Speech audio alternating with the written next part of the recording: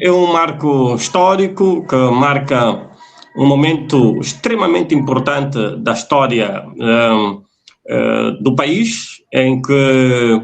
um grupo de jovens cidadãos angolanos, imbuído do elevado espírito do patriotismo, entenderam, no ato de revolta popular, se esbater, se esbarrar viva e ousadamente contra o regime colonial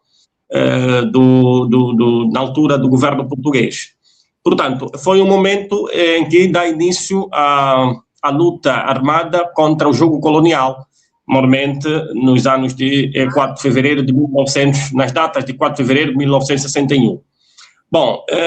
uma guerra corajosa, mesmo com todas as dificuldades possíveis, quer do ponto de vista de meios de guerras, quer de meios humanos, mas ainda assim, em razão da necessidade da reposição da justiça e da reposição da legalidade, e não só do resgate aos direitos integral do território, entendeu-se lançar mão para se combater aquilo que era então um processo de escravatura que durou e percorreu mais de 4 séculos a nível do território nacional. Bom, é um momento único. Ali sim faz todo sentido sublinhar que estes irmãos angolanos, nossos ancestrais, lutaram por uma causa extremamente justa. Fazia todo sentido que com coragem pudessem, de forma abnegável, sacrificar as suas vidas para que todo um grosso de angolano hoje pudesse viver, naturalmente, num Estado soberano, independente, quiçá democrático, e que os direitos naturais, os direitos humanos dos angolanos pudessem ser acautelados. Bom, mas isso choca paradoxalmente, passa a redundância, depois da conquista do processo de luta de 61 para 74, lamentavelmente, os angolanos depois se desentenderam. Alguns angolanos, que eu acho serem extremamente ambiciosos, extremamente gananciosos, angolanos que talvez ali sim ficou quase que sublinhado que estavam a lutar por interesses próprios, interesses individuais e não da coletividade, numa fase em que sai de um processo de guerra exaustiva de 13 anos, entram num outro de 27 anos. Quer dizer, isso foi a maior derrocagem, a maior hecatombe, a maior calamidade já vivida a nível de toda a história da guerra nacional. Bom, então eu acho que, pronto, por um lado foi positivo que aqueles angolanos, nossos compatriotas, os grandes nacionalistas, líderes de grandes movimentos políticos, normalmente os primeiros a nível da tradição político-nacional, desde a FNLA, o MPLA e a UNITA, que esbateram-se vivamente para que aquele mal do jugo colonial fosse removido do território nacional. O que não se conseguiu perceber foi porque que depois se desentenderam para termos que viver,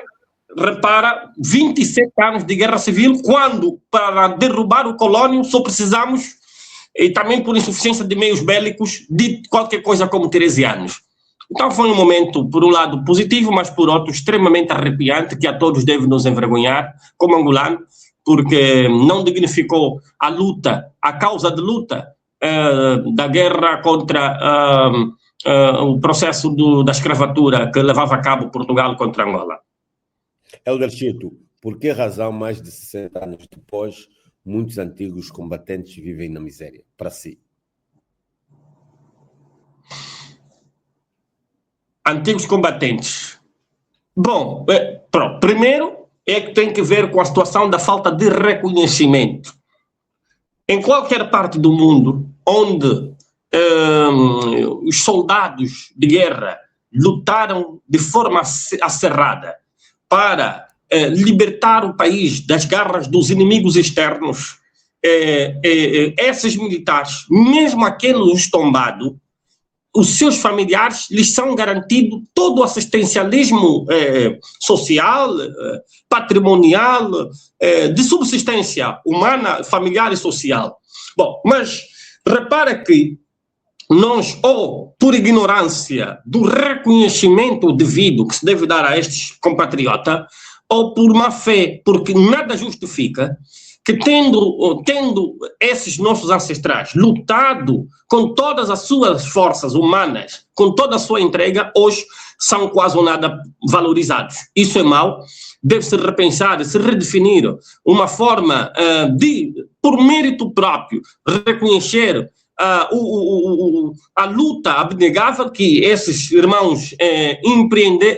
imprimiram no sentido de poderem salvaguardar a integridade do território, assegurar a segurança nacional e garantir a estabilidade da paz do país. Portanto, eu acho que só deve faltar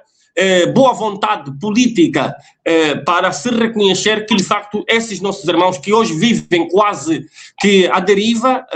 sobre um exaustivo processo de mendicidade,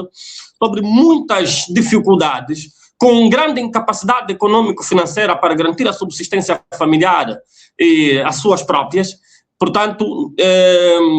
pudessem merecer maior dignidade possível do ponto de vista da intervenção do Estado e no âmbito do assistencialismo social para salvaguardar os seus direitos. Porque ninguém acha que dê a sua vida por uma nação e depois não é reconhecido. Eu acho que isso não é saudável, o Estado deve repensar isso. Se há paz porque alguém lutou. Portanto, e se alguém lutou e não é reconhecido, havendo uma situação superveniente que possa decorrer ou surgir nos novos tempos, quem se sentirá motivado, incentivado, impulsionado por força própria, de livre, espontânea vontade, que não seja por via de uma coação direta ou por via compulsiva para querer novamente enfrentar algum inimigo externo que esteja a invadir o país, quando já sabe que, ab início, aqueles que lutaram em primeira instância sequer foram tidos e achados. Eu penso que o país deve valorizar os militares, deve valorizar a tropa, os antigos combatentes e valorizar os seus familiares, porque a título póstumo podem muito beneficiar dos direitos que eles devem ser garantidos e salvaguardados. Nós achamos que deve haver mais valorização, mais reconhecimento, mais patriotismo e mais entrega do Estado relativamente à proteção social, à proteção, dos direitos fundamentais que esses nossos compatriotas devem merecer. É falta de valorização. Eu só posso entender que seja isso, porque outra forma não consigo entender porque é que até hoje temos antigos combatentes a ganhar uma miséria de pensão, de reforma ou de qualquer outra natureza. Então, eu penso que deve valorizar-se mais os antigos combatentes.